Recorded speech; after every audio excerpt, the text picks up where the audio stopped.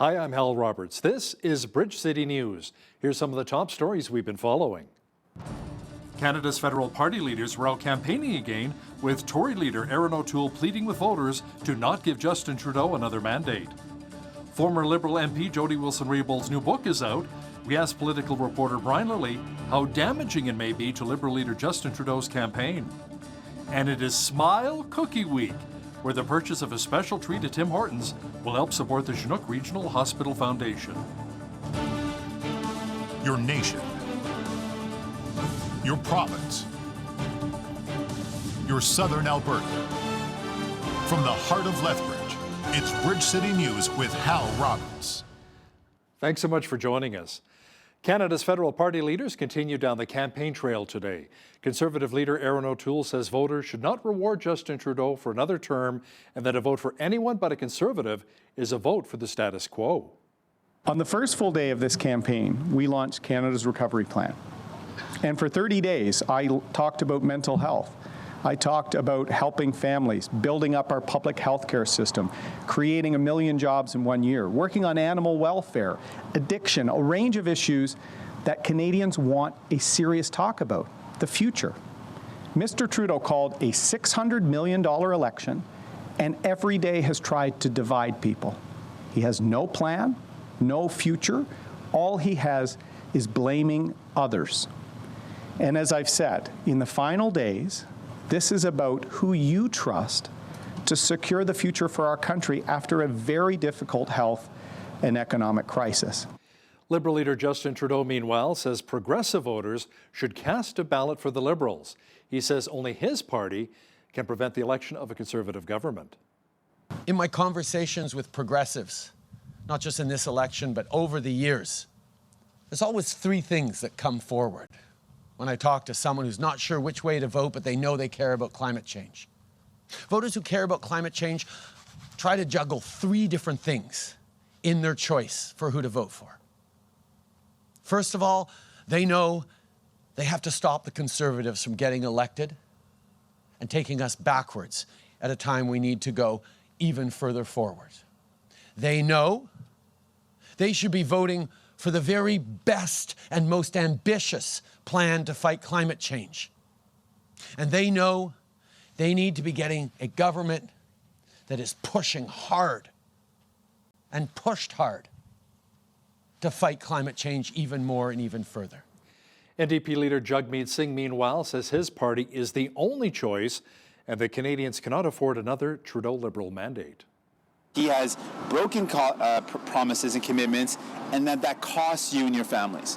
When Mr. Trudeau says he's going to do something and doesn't do it, there's a cost to that. When he promises to bring in pharmacare to the families that I met who need their medication covered, it costs them money. When Mr. Trudeau promises to bring in childcare and waits 6 years since being in office, every year for a family that costs $20,000 to get childcare, that's $120,000 of broken promises because they still don't have access to childcare.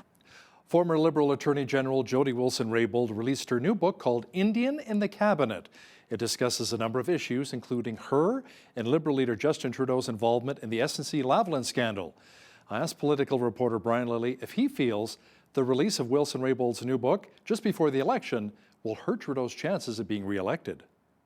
She goes over details about the SNC-Lavalin scandal, which, let's remind you, is all about the issue of a prime minister and those around him trying to get the attorney general to interfere in an independent criminal prosecution on corruption charges. You know, this wasn't a change of policy, Hal. This wasn't the government saying in an election, well, we'll do this, and then they get in power and say, oh, that's not something we can do. We don't have the resources. No, this is interfering in a criminal trial that was all about corruption. Mr. Lilly will also discuss how Justin Trudeau has not only been attacking Erin O'Toole, but also Alberta Premier Jason Kenney and Saskatchewan Premier Scott Moe. That Q&A is coming up after business news. The Christian Heritage Party is hoping for your vote on September the 20th. Jeffrey Kapp is the candidate for the Lethbridge riding.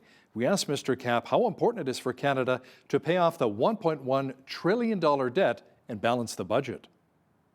A balanced budget is an urgent priority. We can stimulate job creation by emulating the same program that Canada used in the 2 decades after the Second World War. The Bank of Canada issuing interest-free loans to governments and crown corporations to repair, replace, and expand our crumbling infrastructure. This program, when it was used, it touched off the longest-lasting period of growth and prosperity in our history. Catch the full interview with Jeffrey Kapp, Lethbridge candidate for the Christian Heritage Party, coming up in the second half of our program. Our poll question leading up to the federal election is, who are you voting for? The choices are the Conservative Party, the Liberals, NDP, the PPC, or other, which would include the Christian Heritage Party. Make sure you log on to our website, bridgecitynews.ca, and vote in our poll. We'll have the results for you next week. Our country's chief electoral officer has released estimated numbers of how many Canadians took part in advance polls for the federal election. According to early figures, close to 5.8 million Canadians have already voted. That's an 18% increase of electors who voted in advance in the 2019 general election. Stéphane Perreault says results for all 338 electoral districts are being calculated and will be available soon on their website, which is elections.ca.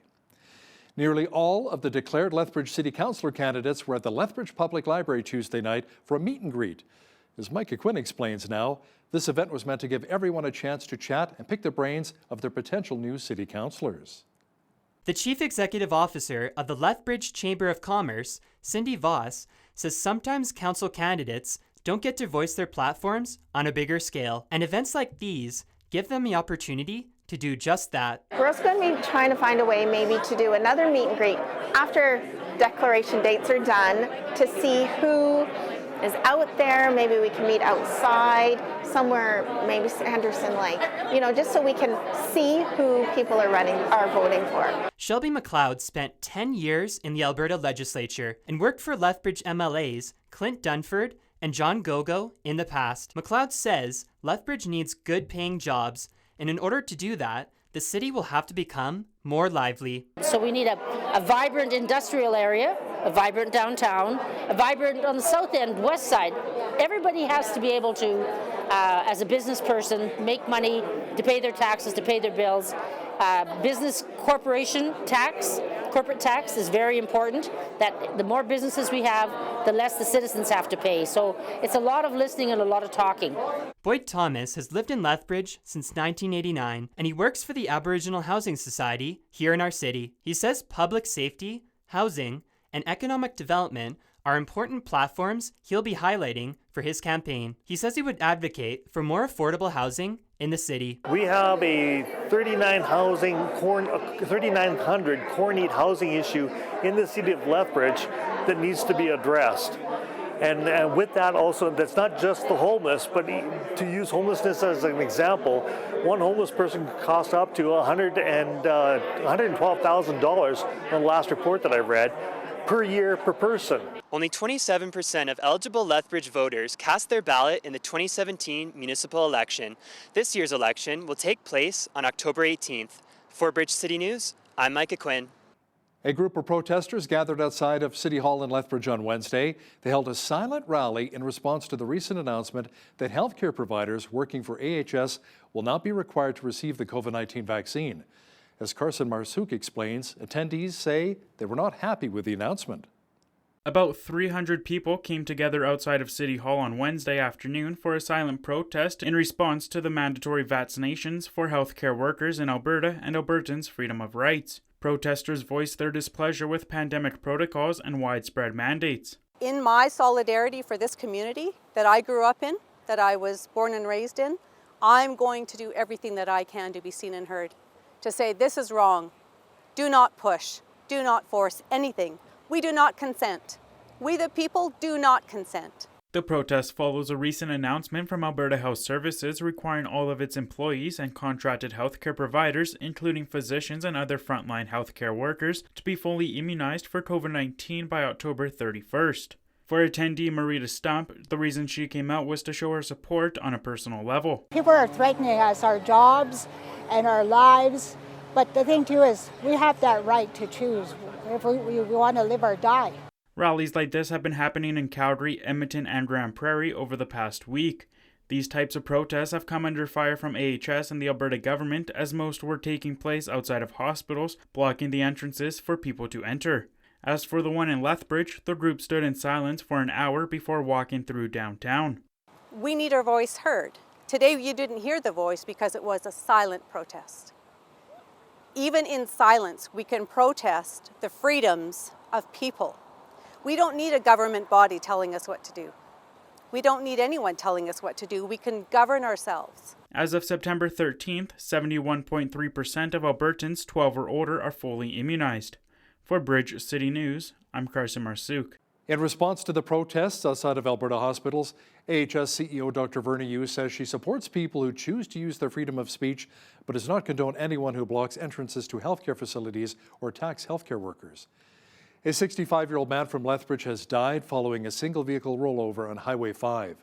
Raymond McGrath RCMP say the car was located in the West Ditch, failed to negotiate a curve just south of Highway 5 and Highway 52 intersection when the driver lost control and the car flipped. Police say the driver died at the scene. His name will not be released. Now, police say the circumstances contributing to the accident remains under investigation. Following a year of unprecedented change in the business environment, many business owners are now learning to reinvent themselves to stay ahead of the curve. Teamworks Training Institute brought in 8-time business author and former head of training at Disney University, Doug Lipp, to speak at Exhibition Park, discussing how to revitalize a business in a post-pandemic future.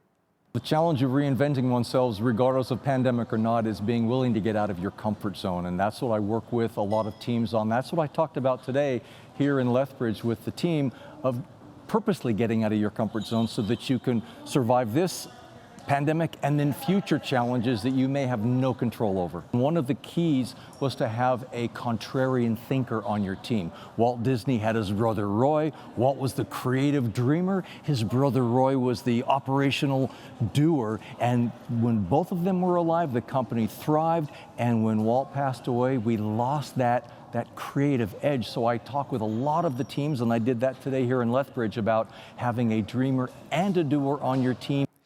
The Chinook Outdoor Club is celebrating its 50th anniversary. Now, last year's event was canceled due to the COVID-19 pandemic, but they decided to hold a barbecue Tuesday night to mark the occasion.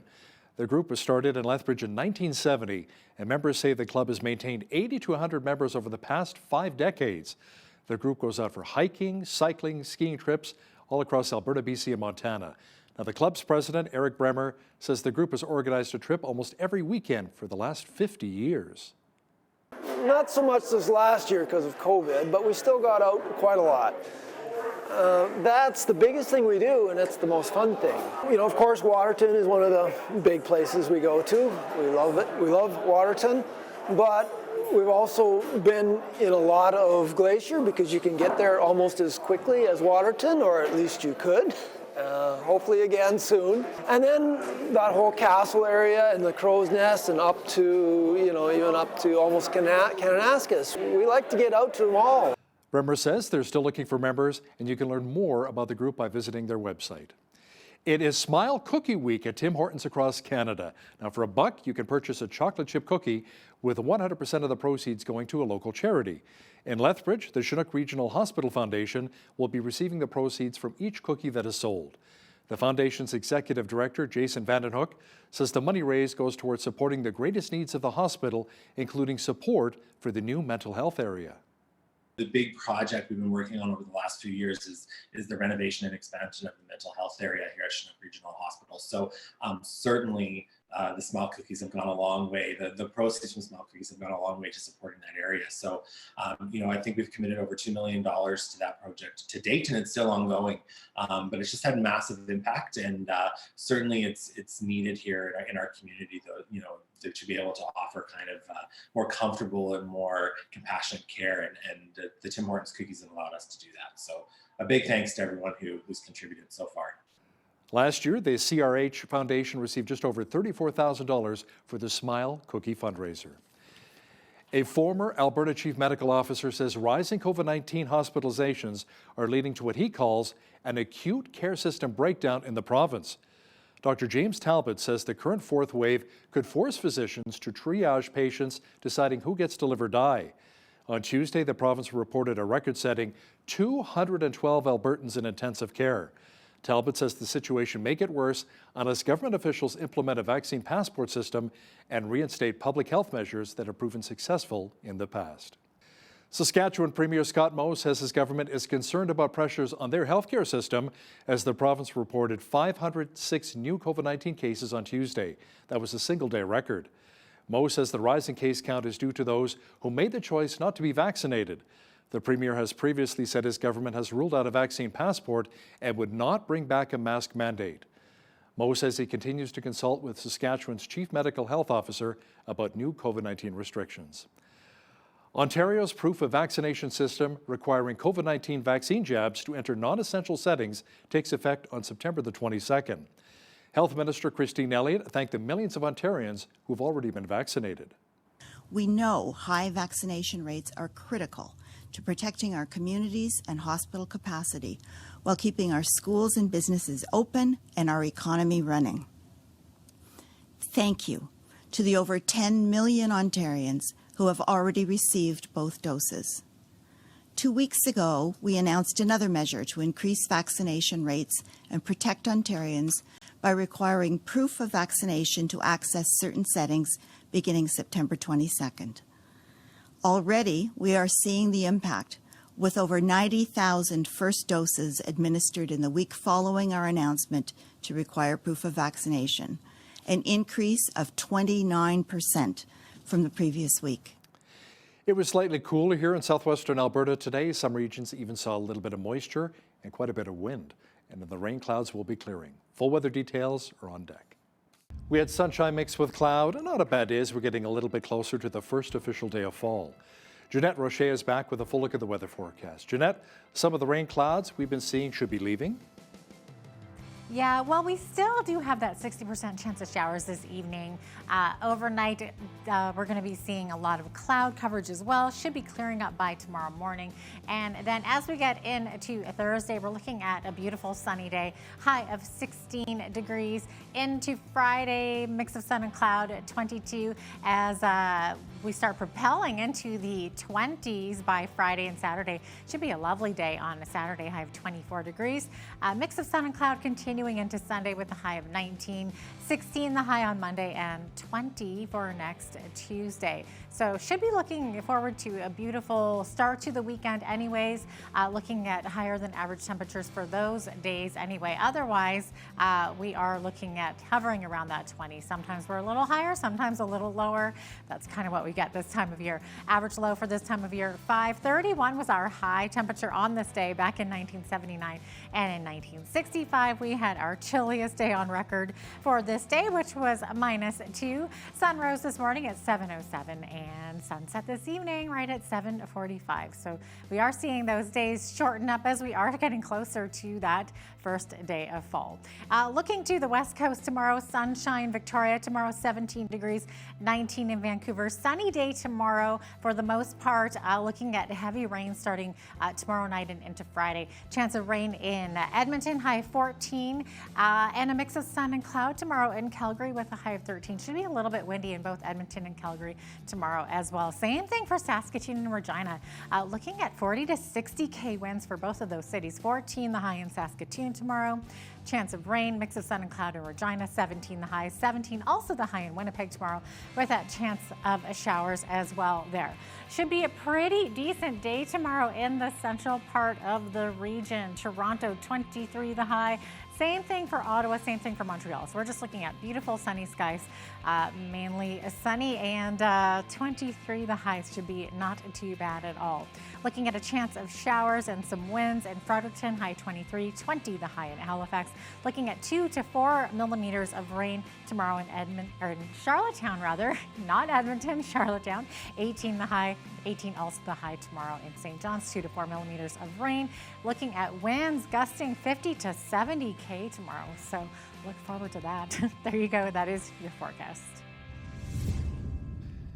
The annual inflation rate rose 4.1% last month. That's the largest year-over-year increase in consumer prices since March of 2003.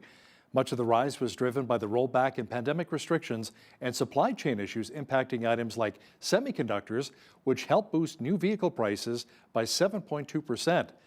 Gas prices were up 32.5%, driven by lower production, interruptions from Hurricane Ida, and slowing demand linked to concerns about the spread of the Delta variant. Some economists believe that inflation has peaked, but elevated readings may continue for months because of sustained pressure on energy, food, and home prices. A new survey finds employers in Canada are projecting an average annual wage increase of 2.5% for next year. That is up from 1.9% that employers projected in last year's survey by LifeWorks. But the increase is below Canada's rising inflation rate, which could leave workers with less spending power despite wage hikes. Stats Canada says the Consumer Price Index was up 4.1% last month from a year earlier. That's the largest increase in nearly 20 years. CN Rail says it is ending its takeover battle for Kansas City Southern after the U.S. Railway ruled a rival bid from CP Rail was the superior proposal. CN was dealt a setback when the U.S. Railway regulator denied the company's use of a voting trust for the bid, saying it would be bad for competition. The trust would have allowed KCS shareholders to be paid before the regulator completed its review of the proposed takeover. CP, which is smaller and has a more limited presence in the United States, has already been given approval for a voting trust. Now, here's a look at today's markets. The TSX was up 140 points to 20,694. The Dow was up 236 points to 34,814. The S&P 500 was up 37 points to 4,481. The Nasdaq was up 123 points to 15,162. West Texas Intermediate Oil was up $2.18 to $72.64 U.S. per barrel. Natural gas was up 14 cents to $5.40 U.S. Gold was up 2 cents to finish at $1,794.09 U.S. an ounce. Silver was even at $23.84 U.S. an ounce. Wheat is at $405 per metric ton. Barley is at $402. Canola is at $886. Corn is at $430 per metric ton. Live cattle were up 5 cents to $124.18.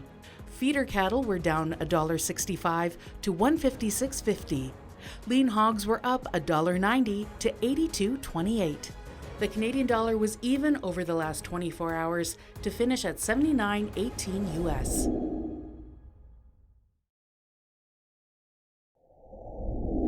Recapping one of our top stories this hour, our country's chief electoral officer has released estimated numbers as to how many Canadians took part in advance polls. According to early figures, close to 5.8 million Canadians have already voted in the federal election. That's an 18% increase of electors who voted in advance in the 2019 general election. The federal election campaign is heating up, with party leaders taking even more shots at each other. Political reporter Brian Lilly will have an update for us in just a moment. It is the last week of the federal election campaign, and things are getting a little bit personal. Erin O'Toole is taking a different tone when attacking Justin Trudeau. To discuss this in more detail is our political reporter, joining us once again from Toronto, Brian Lilly. Now, Brian, what is this new approach that Mr. O'Toole is taking, and what can we expect maybe for the rest of the campaign? For the rest of the campaign, he's going to continue to make daily policy announcements, or at least that's what they'll be billed as. For example, he was talking about a tax credit for parents being paid out earlier on Monday. He was talking about daycare on Tuesday and so on. And then he spent most of his time on all of those days. He spent most of his time today saying Justin Trudeau should not be reelected. He, works in a couple of sentences about his policy announcement, but really it's all about Justin Trudeau should not be prime minister. He should not be rewarded for bad behavior.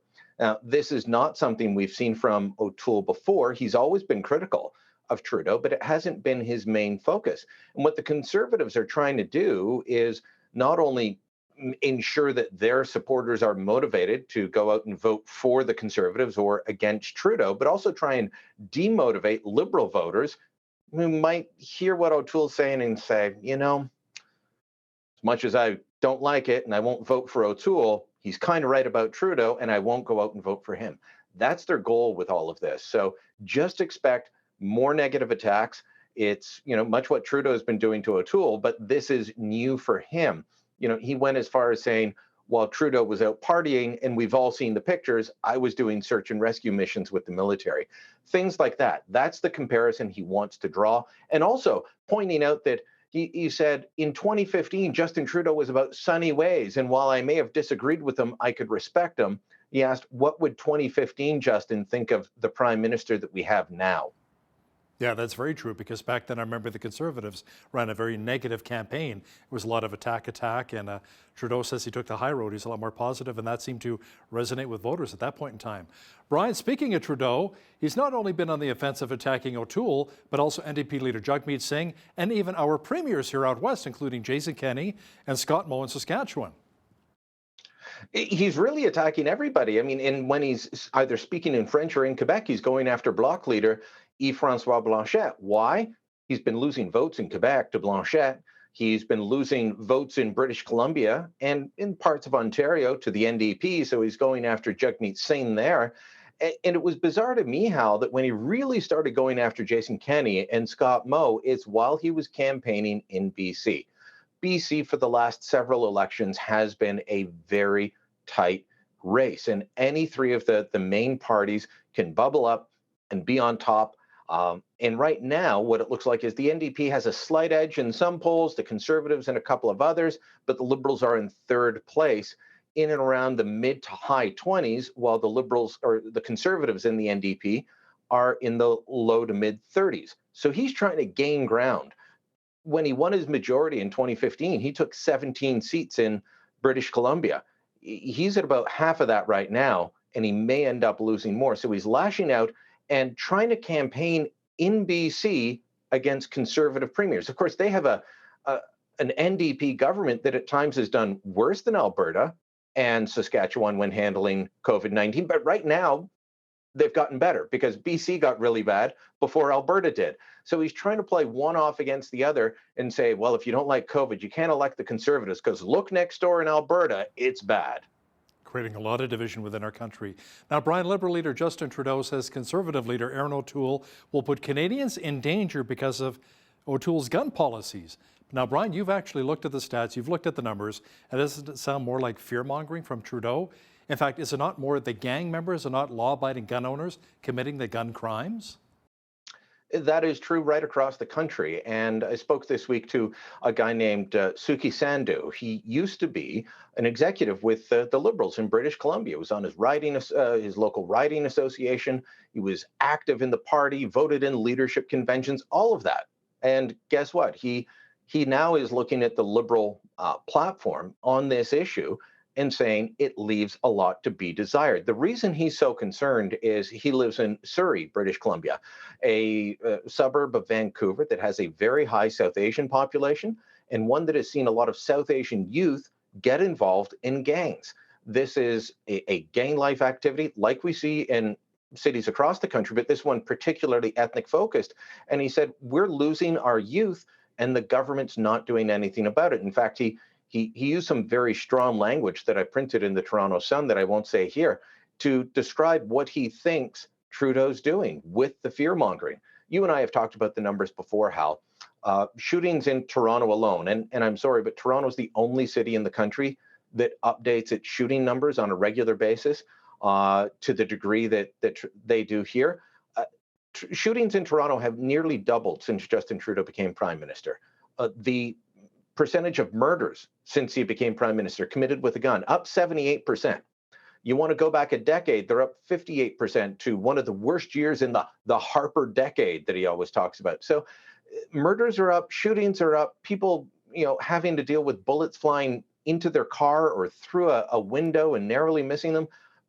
And they're innocent bystanders. All of that has gone up under Justin Trudeau, and yet he is making the claim that he's keeping Canadians safe because he's banning guns. Well, those guns, by the way, that he banned in May 2020, they are still in the gun safes of law-abiding, legal, RCMP-vetted gun owners across the country. They haven't been used in crimes. Why? Because they're licensed, RCMP-vetted, law-abiding gun owners. Brian, former Liberal MP Jody Wilson-Raybould's new book is out. Interesting timing, just before the election here. Now, you've been reading it. How much will the release of this book really hurt Trudeau's campaign? Well, I don't think it's going to shift 5, 10, 15 points from the Liberals off to other parties, but it could serve to dampen Liberal enthusiasm. And the Liberals don't have a lot of enthusiasm among their voting base right now, and they're down to their bare minimum core. So, yeah, it could cause problems. I mean, she goes over details about the SNC-Lavalin scandal, which, let's remind you, is all about the issue of a prime minister and those around him trying to get the attorney general to interfere in an independent criminal prosecution on corruption charges. You know, this wasn't a change of policy, Hal. This wasn't the government saying in an election, well, we'll do this, and then they get in power and say, oh, that's not something we can do. We don't have the resources. No, this is interfering in a criminal trial that was all about corruption. That is an attack on fundamental justice. She details that. She showcases that the prime minister has quite the temper, that he's not the feminist that he claims to be. It's interesting reading. Look, Jody Wilson-Raybould and I do not agree on an awful lot of policy, but I have a lot of respect for her. You know, I didn't agree with some of the policies she brought in as Attorney General on Indigenous issues. I think she's bang on in a lot of areas. She wrote this book. It's from a very personal point of view. Once I'm done reading it to report on it, I'm going to enjoy going back and reading it for pleasure, maybe once the election's done. Now let's circle back to the SNC-Lavalin scandal for just a moment. The federal Tories have asked for a full investigation into the scandal by the RCMP and for Trudeau to release cabinet records to the police. But Brian, come on, realistically, will that happen? Probably not, and this comes about because of the book. In the book, Wilson-Raybould says that as she was writing it, she was still under the impression and spoken to the RCMP because they've interviewed her that this was still an ongoing investigation. We know from the Ethics Commissioner investigation and from previous reporting on what the Mounties were looking into that the Trudeau government would not release documents. Now think about that, Hal. They will not give police documents related to an investigation into trying to interfere in a corruption trial. That if that happened in any other country, it would be front page, top of the newscast news every night. The Trudeau Liberals have somehow convinced the Ottawa Press Gallery that this is old news, and they did it a long time ago. And they find their people to go out and say, it's old news, move along. Trudeau was asked about this. Would you share the information? He said, I have no information to share with you. He was asked again directly, will you hand over the documents? He claimed that this had all been litigated. No, it hasn't. When you will not allow 9 different people with information to testify or speak to the police or hand over documents, we don't know the full story. That's what the Ethics Commissioner said. And if the RCMP were speaking, and I think they should, then that's what they would be telling Canadians as well. Aaron O'Toole has been talking about his childcare policy this week, Brian, which favors giving more money to parents. He's also promising more money for Quebec, which already had a signed deal. So, I mean, is this special treatment to maybe buy more votes in La Belle Province? Yes and no. Quebec has so far been the only province that said, hey, we signed a deal with the federal government. We demand that you follow up with that you don't scrap the deal. So O'Toole is talking about making sure that the province isn't left holding the bag on anything. If the Premier of Saskatchewan, if Scott Moe went and said, okay, well, we signed a deal and you're going to scrap it and give out this tax credit, which gives parents the choice and allows them to decide what kind of childcare, then we want more in terms. O'Toole was asked about that and he said, look, I'm here for a federalism of partnership, not a federalism of Ottawa knows best. So if he does get elected, and that's still a possibility at this point, if he does get elected and scraps those deals, I'm sure that there will be something in the works for the other provinces that signed on. And it may be more healthcare transfers or something else. In fact, the Ford government here in Ontario was very close to a deal before the election, but Trudeau called the election. And of course, those negotiations had to stop. Speaking with the senior Tory here, I said, well, what happens? I mean, will you guys be happy if they scrap what you'd worked on? And he said, well, we'll just get some kind of compensation on another matter. If you want to keep premiers happy and your prime minister, there's one way to do it, Hal. Give them money. And I don't think that this will just be a special deal for Quebec. I think that all the provinces that ask for it will get something if O'Toole is elected and scraps these childcare deals. Always follow the money.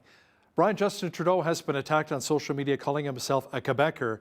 But Brian, Mr. Trudeau was in fact born and raised in Ottawa, was he not? While Mr. O'Toole, on the other hand, was born in Montreal.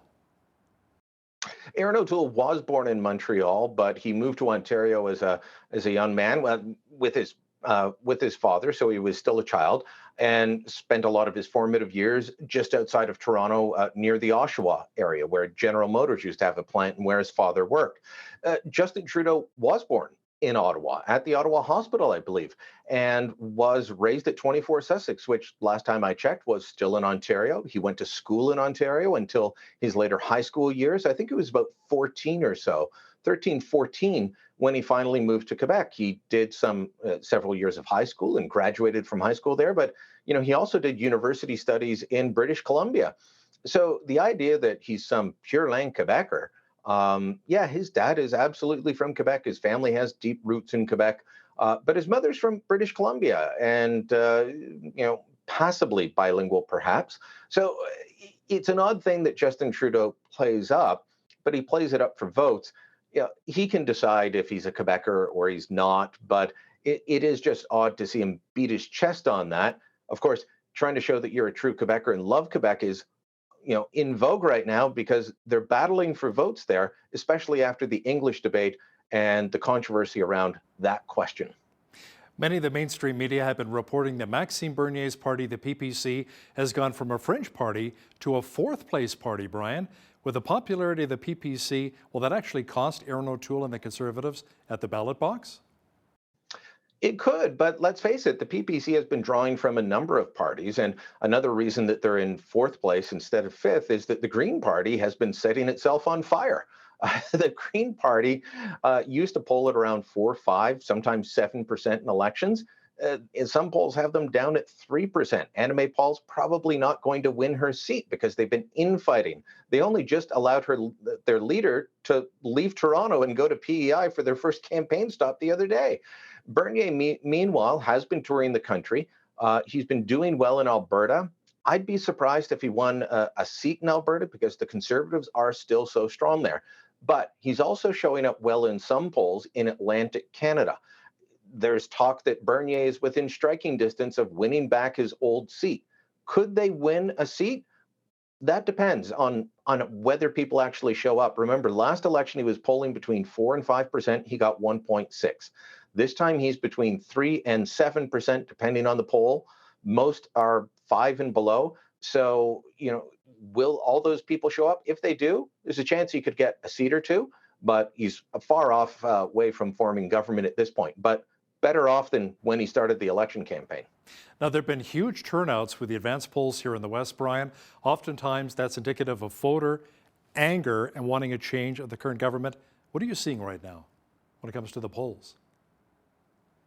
Well, I've talked to MPs in different ridings across the country, and several of them have told me that they've far surpassed the 2019 advance polls. So this is a different election, though, Hal. We've got the mail-in ballots, which it's going to be less than 1 million.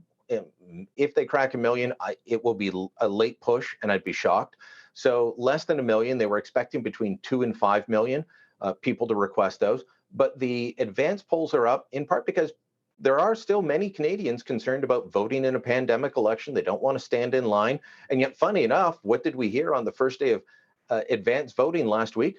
Lines on Friday. Those had mostly dissipated by Saturday and Sunday, but still, candidates across the country telling me that, yes, they had seen increased turnout. So will that also happen next Election Day, Monday?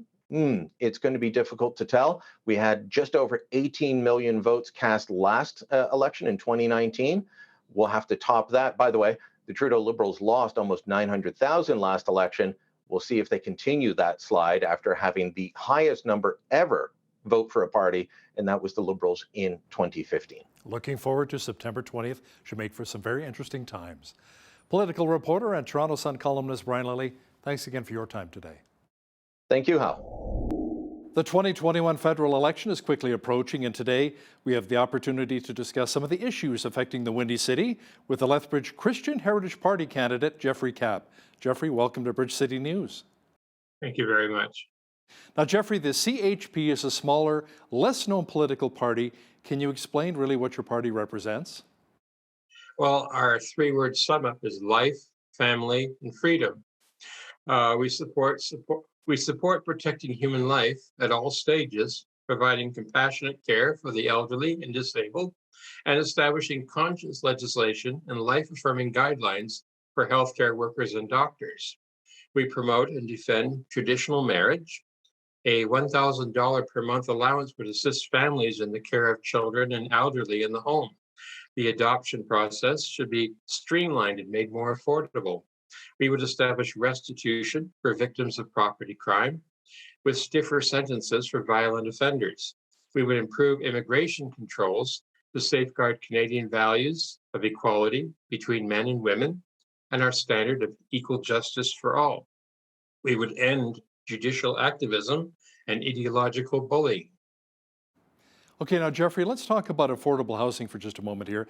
Many young people I've talked to, or even some seniors, they really can't afford to buy a house. It's terrible, or even their rent. What would your party do to make home ownership, or just even the rent, that much more affordable? I perceive that housing costs are being driven by unfair competition. Housing is a basic need for Canadians, and it is grossly unfair to be outbid by people who are neither hold Canadian citizenship nor are permanent residents. We know prices have become absurd when a rickety garage in Toronto has a 6-digit price. We would strengthen the family unit, reduce divorce, and the necessity of one couple maintaining 2 homes. We would make stay-at-home parenting more affordable. Now, let's talk about the COVID-19 pandemic. A lot of business owners almost lost their livelihoods. Some businesses had to shut down. Many families were severely impacted by the lockdowns. How would your party have handled things maybe a little bit differently with the pandemic? The response is partly provincial, partly federal, although the federal government has a lot of leadership to give here. Small businesses should never have been forced to close while Walmart, Costco, and other giants stayed open. It makes more sense to distribute customers among small stores, which can better observe what needs to be sanitized than the milling about in a large store. CHP would not support lockdowns should any future ones be planned. The foundation of how government handles the pandemic must be truth, respect for divergent viewpoints, and a willingness to discuss differences and use logic, science, and our base of knowledge. What I have witnessed from the federal Liberal government is arrogance, disrespect for divergent viewpoints, and ad hominem attacks on those asking questions or challenging measures that are applied unfairly or in the absence of sound science. The quarantine hotels, which the government initially denied as a conspiracy theory, were very badly and hypocritically managed. Now, there have been many cases of churches clashing with various governments over the right to gather for worship during the COVID-19 lockdowns. Jeffrey, concern has been expressed that there's kind of a double standard. You mentioned the big box stores earlier and much tougher restrictions for churches and small business owners. How do you see the issue of religious freedom during the COVID-19 pandemic? I do see a double standard that big box stores, even ones with restaurants, stayed open, but small businesses were shut down, sometimes in a very brutal and callous manner by police. My understanding is that churches like that of Pastor Coates near Edmonton provided evidence that they are not spreading COVID, but the government claims they will and have not produced evidence. A Feed the Homeless program run by a church in Calgary has been shut down by the city, but the city offers nothing to replace this aid, leaving the homeless even more vulnerable to illness. The church is far more effective than bureaucracy in helping those in need. It is the mission that Christ charged us with. Now, federal spending during the pandemic has left Canada with a massive national debt. I believe the last take with the Canadian Taxpayers Federation is $1.1 trillion. What kind of monetary policy will your party follow in order to create jobs, boost the economy, without placing that unmanageable financial burden on our future generations? Well, deficit spending, which adds to the national debt, is like living on the taxes that will be paid by our children and grandchildren. We are stealing from them. A balanced budget is an urgent priority. We can stimulate job creation by emulating the same program that Canada used in the 2 decades after the Second World War. The Bank of Canada issuing interest-free loans to governments and crown corporations to repair, replace, and expand our crumbling infrastructure. This program, when it was used, it touched off the longest-lasting period of growth and prosperity in our history. It put people to work earning taxable income. They spent it on homes, cars, furniture, travel. It put businesses to work earning income that was spent on paying employees, buying equipment, which stimulated other businesses. We can reflect smarter environmental practices as part of a new program. We must pay off the debt like a mortgage and press forward to the celebration of a national mortgage burning. Now let's talk a bit about healthcare. Let's circle back to that for just a moment here. How will you work with the province to tackle the doctor shortage, especially here in Lethbridge? It's getting very bad. Well, our healthcare system is good, but can be improved. More emphasis should be placed on preventive care and alternative medicine. Big pharma must not maintain its monopoly on treatment protocols and access to drugs. New hospitals must incorporate modern design features to limit the spread of infectious disease, including private rooms. We would shorten waiting lists for urgent treatments with credentials from more qualified doctors and defund, that is, stop funding elective procedures that do not promote health. So just between you and I right now, how would you actually attract more doctors and nurses, more medical professionals to come to southwestern Alberta? What are your thoughts? I'm not sure if I can address it specifically to a region, but there are doctors who come to Canada and their credentials are often not being accepted. Well, rather than deny them the value of their credentials or to just suddenly approve them, perhaps they should go through a short period of internship where the credentials they have are, it's very good. You're confirmed to say exactly what you're capable of, and we'll give you your full recognition. So we need to ensure that they're qualified, but then get them on the roll as soon as possible. Now, the Christian Heritage Party, Jeffrey, is perhaps best known for being the only pro-life political party. Now, how would you go about bringing about change in this area when it appears that the majority of Canadians are pro-choice? Well, in fact, the majority of Canadians do, at the very least, believe abortion should not be carried out in the 3rd trimester. A lot of Canadians do not understand just how human we are, even after just a month in the womb. And a lot of Canadians are not aware that it is men who are often pushing women to have abortions so that they can avoid their paternal responsibilities. There are crisis pregnancy support groups ready to help women through this. We need people to understand who is in the womb and connect women with groups ready to help them monetarily, emotionally, and unfortunately, our activist Supreme Court will need a lot of convincing when Canadians are ready to demand support for the unborn. In the meantime, we have open season on babies in the same way as only 2 countries, communist China and communist North Korea. That's hardly distinguished company for Canada to be in. So what are your thoughts then on the Trudeau Liberals funding some of these abortion clinics outside of Canada? Frankly, they should mind their own business. What other countries do is their own business, and I don't think we'd appreciate it if other countries, let's say, I think the Liberals in this country would not appreciate if pro-life countries came in here and started muddling around with our affair. This has to be a decision that we as Canadians make, and it should not have even been given to the court to override and change the law. That's the job of legislators who are elected by us. The judges are not elected. And if they have a concern with the law, I think that they should refer their concerns to elected legislatures and let them wrestle with any changes. Jeffrey, freedom of speech is a key concern for many parties heading into the September 20th election. Where do you think Canadians are losing the right to speak freely? And do you think we need the government to protect us from hate speech, especially online? Well, for a man who claims to be tolerant, Justin Trudeau is in fact one of the most intolerant prime ministers we've ever had. He'll take taxes from conservative people, but he certainly won't let conservative groups participate in programs such as Canada Works, only because of a divergence in opinion on life issues. He calls un-Canadian those whose views are different from his. Human rights commissions, which were meant to ensure fairness in essentials such as hiring, housing, have presumed to regulate speech and the operation of facilities that are free enterprise, and have ordered people to stop speaking and publishing their views. We would modify the Canadian Human Rights Act to rein in commissions, to return to their original intended mandates, and to dismiss applications based merely on objectionable views being presented. Now, education is always a federal election issue, but the CHP has some different concerns on this issue than most other political parties. Can you explain some of your concerns?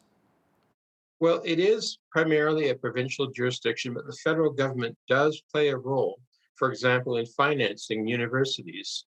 Universities are being reckless with their costs, counting on raising tuitions to cover their inefficiency and their generosity to tenured staff.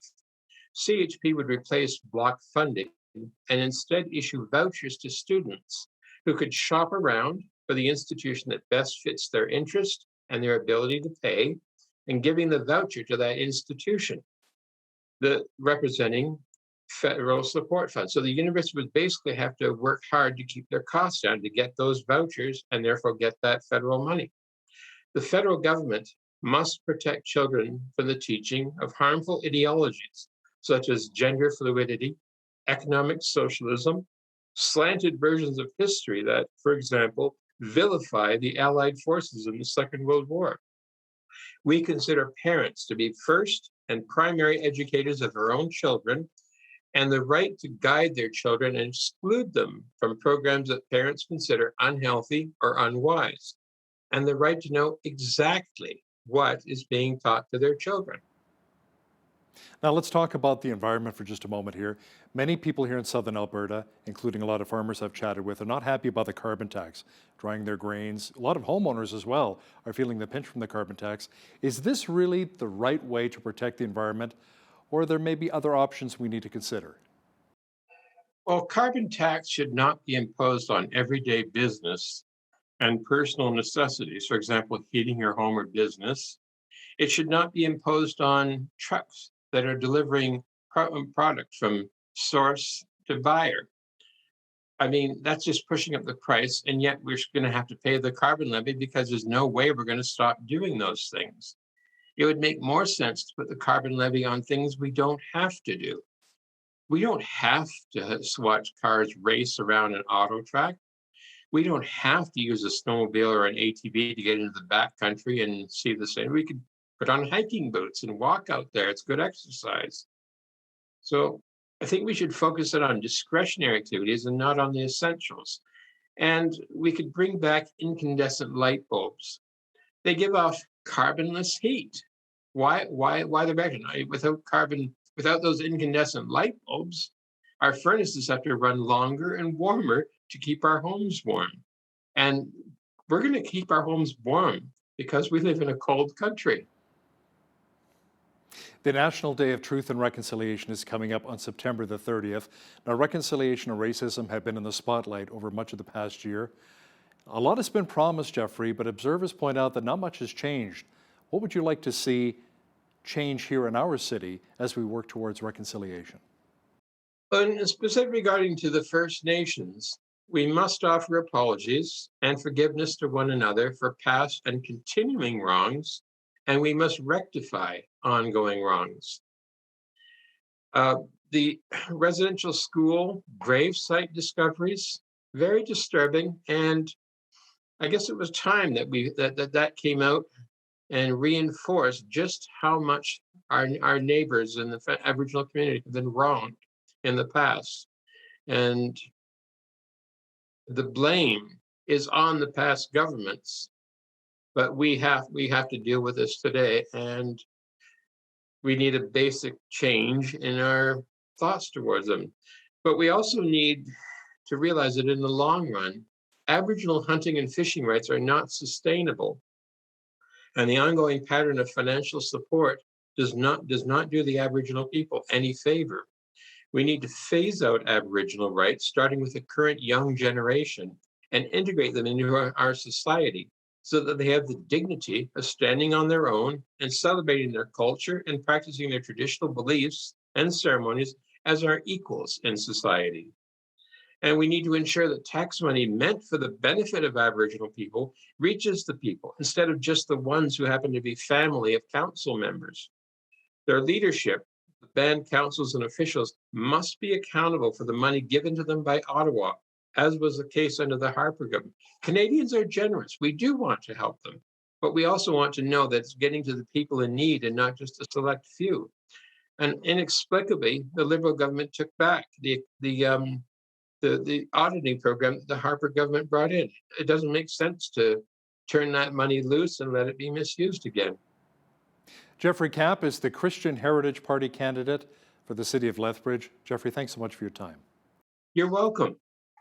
On behalf of all of us here at Bridge City News, I'm Hal Roberts. God bless and thanks for watching.